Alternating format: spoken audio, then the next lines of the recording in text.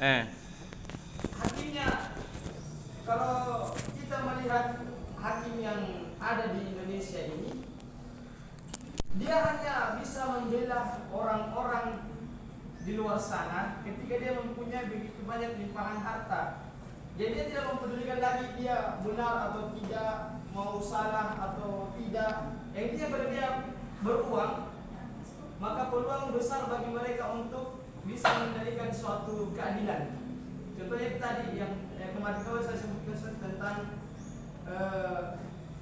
ustadz yang menganiaya siswanya, memperkosa, anak habis lagi, saking kurang ajarnya itu orang, dia tidak memperdulikan lagi kasih sayang kepada anak-anak. Dia hilangkan semua itu karena hawa nafsunya yang belaka, karena dia berpikir saya ini orang yang punya uang, saya ini orang yang mempunyai banyak yang bisa membuka mulut-mulut termasuk hakim. Yang kedua tentang penguasa hukum. Penguasa hukum juga itu kemarin bahkan Hotman Paris mengatakan kita itu meskipun orang bersalah kita akan mati-matian membela mereka. Karena kenapa? Karena ada janji uang, ada janji jabatan, ada janji proyek. Ya meskipun sudah banyak yang nampak, salah satunya itu tadi saya mengatakan harusnya Bapak Ferdi Sambo yang terhormat katanya. Padahal kalau kita mau melihat sudah jelas-jelas kasus ini banyak sekali manipulasinya, Pak. Berkamuflase semaksimal mungkin untuk membelok-belokkan alur cerita ini.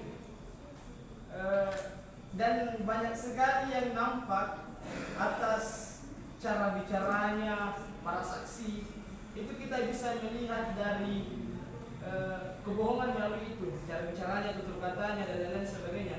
Kalau yang betul-betul mereka itu orang-orang yang tidak mengedepankan hati nurani. Yeah. Yang kedua, polisi. Struktur hukum yang ada pada Bapak Polisi yang terhormat itu bisa dikatakan, Pak, sangatlah lemah. Karena uang, pasal yang telah ditentukan oleh negara, ketentuan hukum yang telah ditentukan oleh negara, itu bisa kita bayar dengan uang 500.000, dengan uang 200.000, bahkan ada yang bisa dibayar dengan 50.000. Jadi jangan salahkan masyarakat Indonesia ketika mereka melanggar hukum, tetapi ketika ada hukum yang telah dipaparkan oleh negara, tetapi mereka itu melanggarnya, kita tidak boleh menyalahkan masyarakatnya, karena struktur hukum yang ada di Indonesia mengatakan seperti itu. Sangatlah lemah. Oke, iya. Yang lain ada ya yang mau berpendapat? Ya, silakan.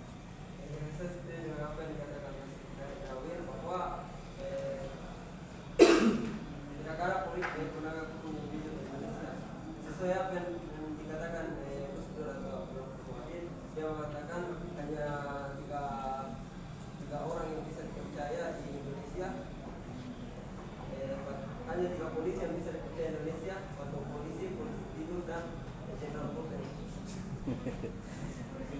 Oke, itu ya pendapatnya. Masih ada? Ya, masih ada. Nah. Terkait kebijakan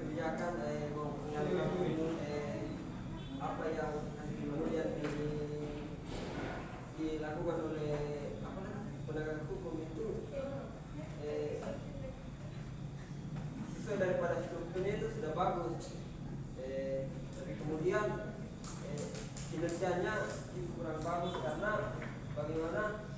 Karena banyaknya banyaknya problematika yang kemudian terjadi sekarang di Indonesia itu belum selesai. Contohnya 20 tahun yang lalu masih banyak kasus 20 tahun yang lalu belum terselesaikan sampai sekarang ini. Bahkan banyak pelanggaran HAM di Indonesia yang kemudian tidak dapat diselesaikan oleh polisi karena pelaku utamanya itu kemudian menurut kawan-kawan itu adalah penanganan hukum itu sendiri yang memberikan masalahnya. Oke. Ya, yang lain? Ahwat, cewek-cewek, ada yang mau berpendapat? Jadi mahasiswa hukum itu, orang hukum itu harus berani ya berargumentasi. Makanya muncullah istilah argumentasi hukum atau legal opini, pendapat hukum. Ya, itu pendapat hukum tergantung dari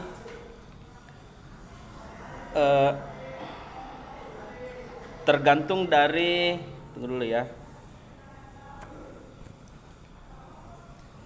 Jadi pendapat hukum itu tergantung dari objek kasus yang kita akan nilai. Ya.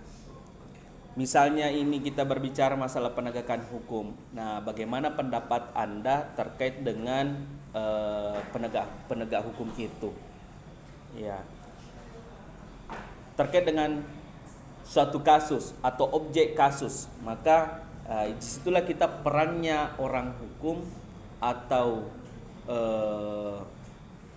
mahasiswa hukum untuk memberikan argumentasi hukum atau pendapat hukum, opini hukum.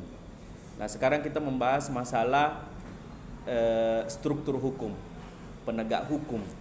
Ya, ini kan saya bertanya bagaimana menurut Anda kinerja daripada penegakan hukum itu sendiri.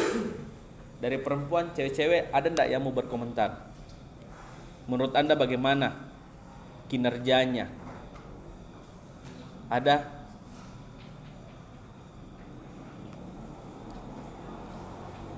Tidak ada? Iya. Jadi saya mencoba untuk menanggapi, ya. Pertama tadi sidang online yang diajukan oleh teman kita, pendapatnya. Nah, kalau saya berpendapat menanggapi masalah sidang online itu, kenapa dilakukan? Karena ada hal positif, ada hal negatif yang harus dihindari. Misalnya amukan massa. Ya. Bisa jadi pertimbangan hakim untuk melakukan sidang online itu benar. Karena kenapa? Untuk menghindari amukan massa. Karena bayangkan kalau kasus itu ada desakan massa masyarakat untuk menuntaskan permasalahan itu bagi penegak hukum. Nah, kalau misalnya penegak hukum tidak mampu memberikan rasa keadilan bagi masyarakat, sudah jelas akan memunculkan emosi kepada keluarga daripada si korban. Nah, oleh karena itu untuk menghindari hal itu maka dilakukanlah yang namanya sidang online. Ya. Tapi bukankah negara Indonesia ini memiliki banyak, bahkan puluhan ribu anggota yang dapat bisa mengamankan itu kasus, Pak? Tidak bisa kita mengambil dari bahwasanya ini untuk keamanan mereka hanya satu orang. Padahal Indonesia ini kan punya banyak polisi-polisi yang bisa dikatakan memang tugasnya bagian situ, Pak. Apa tidak ada di susahnya kalau disuruh mengamankan 5 kompi itu sidang pengadilan, bisa kan terjamin tidak adanya amukan massa, Pak, seperti yang dilakukan para teman-teman kita kalau dia bertemu banyak sekali polisi-polisi. Oke, saya pernah melihat kalau di kampung saya pernah ada kasus pemerkosaan seperti itu. Saya melihat begitu banyak massa. Saya waktu SD nonton karena sekolah saya dekat dari pengadilan negeri.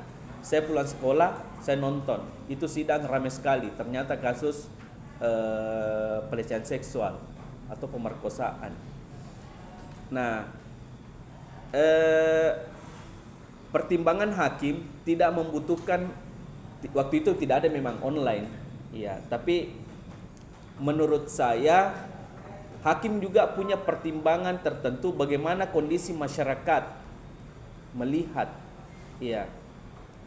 Kalau hakim mengatakan bahwa ada potensi adanya amukan massa, maka bisa jadi dialihkan kepada sidang online. Jadi kalau sekalipun misalnya kita mengatakan polisi punya banyak personil dalam rangka untuk mengamankan, ya hakim punya pertimbangan jangan sampai terjadi yang namanya bentrok dan lain sebagainya. Pertama, karena ini kasus asusila, masalah harga diri keluarga korban, itu besar emosinya di situ. Tapi seandainya kasus penipuan saja, menurut saya mungkin tidak harus mengerahkan aparat kepolisian yang begitu banyak. Tapi karena ini kasus pelecehan seksual, itu mengundang emosi yang begitu besar bagi keluarga si korban. Nah, itu pertimbangannya. Jadi hakim menilai bahwa ini kasus pelecehan seksual, pasti sangat besar emosinya ini.